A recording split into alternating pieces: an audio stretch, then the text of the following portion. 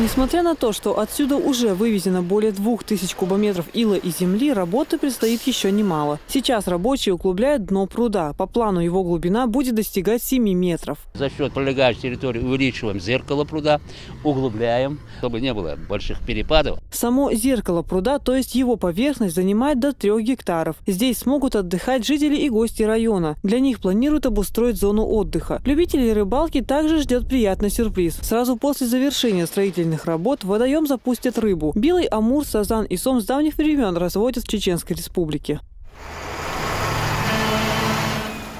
Долгое время река Мартанка подмывала берега у жилых домов. В период паводков жители терпели неудобства из-за опасности наводнения. Районные власти проблему решили просто – изменили русло реки. Теперь вместо дуги Мартанка течет почти напрямую. На месте старого русла решили также обустроить небольшую заводь. Скоро здесь совершат строительство дамбы. Для проведения досуга, для нашей молодежи, которая до сих пор ездила в другие районы, в другие республики, я думаю, что в скором будущем нам будет куда поехать и где провести с семьей летом время.